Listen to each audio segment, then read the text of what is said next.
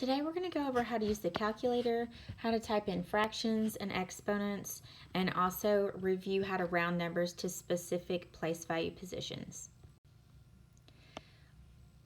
We're going to use calculator on our iPad so that way you guys always have one with you. What we're going to ask you to do is click on your search tab for the internet, preferably Google. That's the calculator I'm going to use. So if you don't have a Google tab, you will just click Safari and type Google, and then you'll get this window. When you get this window, you're just going to type in the word calculator right here in the search.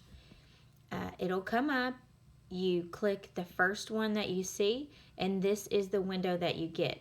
This will be your full screen, and you have all the options. Well, when you're working on your homework, you're going to need to do split screen. And when you do that, you're going to get a smaller calculator so it'll only take up half of your screen so you can still see the assignment. So we can get most of the buttons right here, but these extra ones that are over on the side, you would end up clicking this FX button, and then your calculator screen would change to look like this so you could get the extra buttons. Then you would just press the 1, 2, 3 to get back to your regular functions. In your notebook, this is going to be on page 2. So you want your journal out, and we're going to page 2. We're going to look at page 2, 3, and 4, but this one is just page 2 of your journal. We're going to skip a few of the questions, and we're going to go down to where it says, what buttons do you press to type in a fraction? Now, the reason we're skipping these is because if you're using the actual calculator, the TI-83 or TI-84, and we'll go over that later, but right now we're going to stick with our iPad.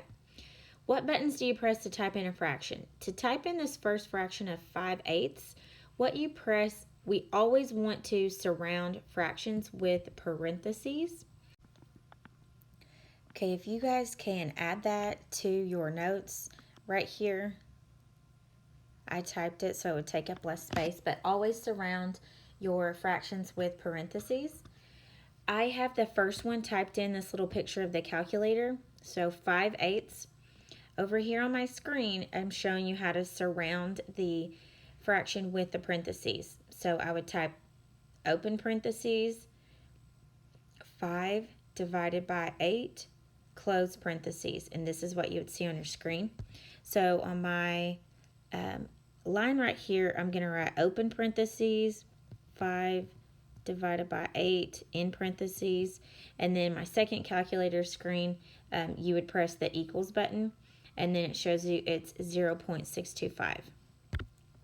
So I'd put that in there, 0.625.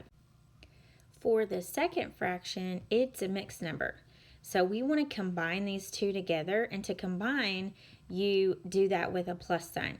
So on my screen over here, I show you what I've typed in. I typed 2 plus open parentheses, 3 divided by 12, close parentheses. So I'm going to write this on my line right here, and then the final answer I can see is 2.25. Okay, so I have the whole number 2 plus open parentheses, then my fraction, 3 divided by 12, close parentheses, equals, and then it should be 2.25. The next question, when we skip down, it says, what buttons would you press to type in a whole problem that includes a fraction? So again, each individual fraction needs to be surrounded by parentheses. Over on my screen now, I've typed in this next question. Open parentheses, 9 divided by 14, close parentheses. Now what I'm wanting to do is multiply. So I put times, open parentheses, 7 divided by 6, close parentheses. Then press enter or equals, and it shows you the answer is 0.75. So I want to copy this onto the line so I can have a reference point of what to do.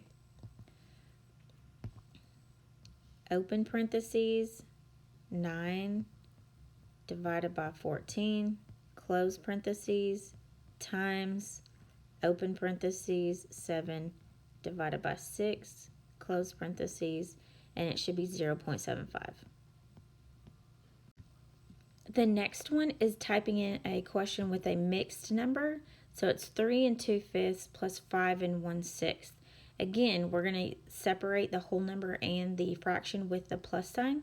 So I typed it in and went ahead and pressed equals. And so you can see up here at the top where it is a little smaller. 3 plus, and then open parentheses, 2 divided by 5, close parentheses. So this is my first number, then plus, and my second number, 5 plus 1 1/6.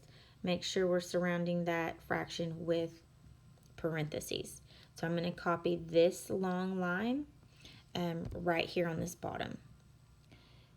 So 3 plus, open parentheses, 2 divided by 5, close parentheses, plus 5 plus, open parentheses, 1 divided by 6, in parentheses, and that should equal 8.56. And I'm putting the repeating bar above the 6. Your calculator is automatically set to round this last digit, so you do not write all these 6's in a 7. You need to know that that's automatically rounded, so you just put 0.56 and 1 repeating bar above this 6 is all you need. Okay, we're going to skip the last 2 on this, so go ahead and turn your page to 3. We are now on page 3 of your journal. When you flip over there, we're going to work on typing in exponents and also square root. This first question, 8 to the 3rd power. When you get ready to type in an exponent, the first thing you want to do is go ahead and press your base number, the 8. So I'll type in an 8. Then to get this little box right here, to get an exponent, it doesn't show up on this first normal screen. So that's when you have to press this FX button so that you get those extra functions that normally were on this big side. The X with a little Y in the exponent section, this button is what you get to type in any exponent. That lets you have this. Then once you get that typed, you would press to go back to the 1, 2, 3 to the regular digits, and then you can type your 3 in. So it'll look just like this. Then press your equal sign, and it will show you it's 512.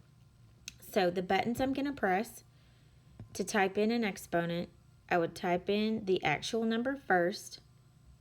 Then I'm going to press the FX button. Then I would press the XY button, because that is what lets me get the exponent. And then I would press 3 so that I get it up next to the 8. And then I press equals. And it was 512. So I would do the same thing for the other exponent. I would type 23. Then I would press FX so I could get my other functions. And the button that gives me the exponent is the XY button. This time I want 5 to be my exponent. When you go down to the next one, it's an order of operations question, and it does have an exponent in it. So I would type 5 plus 8 minus, and then I would finish out by typing in my exponent the way we just did on the question above. So I would type 5 plus 8 minus 3, and then I need to press the FX button so I get more functions. Then I would press the XY button so I can get to exponent, and then press 2 and equals, and it'll tell you the answer. To type in the next one, it wants to know square root. Square root is not on this normal screen when you just have the numbers and your basic 4 functions. So to get that, you have to press the FX button so that you see it. It's right here above the equal sign. So press square root. It starts to open your parentheses. To get to your numbers, you have to go back and press your 1, 2, 3. Oh, I should put that back up there too. Right up here, you would also need to press the 1, 2, 3 button to get back to your digits. I forgot to do that. Whoops. Okay, so your first thing for this one, you need those other functions. So you press FX, then you press your square root, Then you press back on your 1, 2, 3 so you can get your keys, and then 64 and equals, and it should be 8. Okay, for us to get a negative number, we're just going to use the subtract sign on this little calculator. Other ones do have a negative button itself, but for us, for negatives, we're just going to use the subtract and type it in. For this last question, we want to talk about square roots and what does it actually mean. This says a Coast Guard ship patrols an area of 125 square miles. The area the ship patrols is a square. About how long is each side of the square? And then it says round your answer if you need to the nearest mile. So I'm going to draw a picture. I'm going to draw my picture over here so I have more space. You guys draw your picture down here. Okay. It says the shape we're drawing is a square. Okay. The ship patrols the area as a square, and it equals 125 square miles. So remember, you're drawing yours right here. I'm putting mine big on the side so I have more space. Draw a square the best you can. The ship is going to be driving all the way around in here, and all of the space it says was 125 square miles. 125 square miles is all the space inside. Now it wants to know how long would be each side of the square. Well, for me to find area of a square, I just do length times width or base times height. To go, if you don't know what that is, then in your calculator, you would simply type the square root symbol in your 125 and equals, and it would be on the side. When you type that in your calculator, you do get a decimal number that's not perfect. What shows up is 11.1803, and then there's more numbers after that. Okay, and this says round it to the nearest mile. So if this is 11.1, it's closer to 11 than 12. So I'm going to put on my sheet here that 11 times 11 is close to 125. It's not exact. The question is asked, the final answer, it's about 11.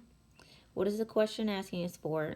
It's asking us for the side length. What buttons do you press on your calculator? You would type your square root, then put in your 125 and equals. And remember, to get that extra square root symbol, you press the F of X button to get more functions, and then type in your numbers, and then press the 1, 2, 3 to get back. Okay, rounding review. This should now be page 4 of your journal. So find that. We're going to open up the flap and look at the rules for rounding just to review quickly.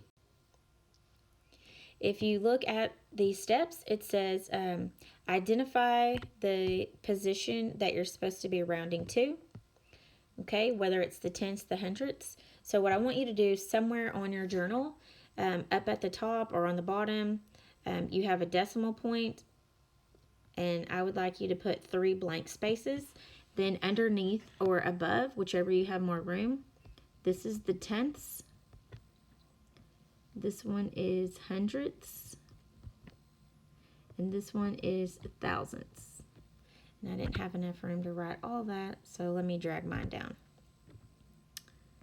Hundredths, thousandths. Okay, that way we know what we're rounding to.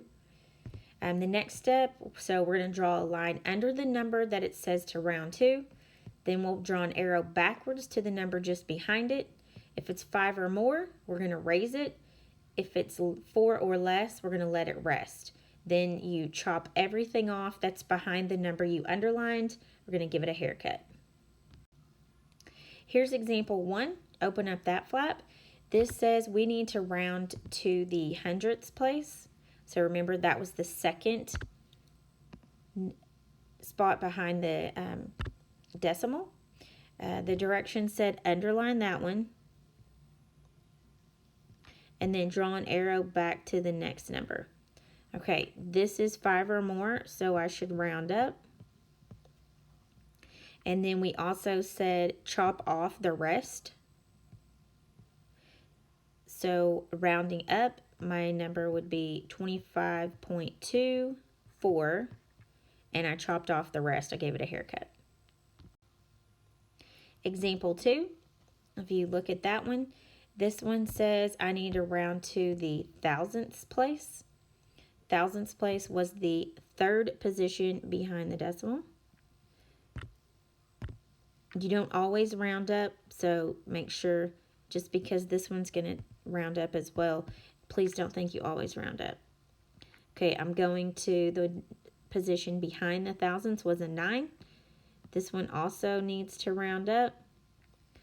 I'm going to give it a haircut, chop off everything that's behind what I underlined, and my new number rounded to the nearest thousandths place would be 453.202.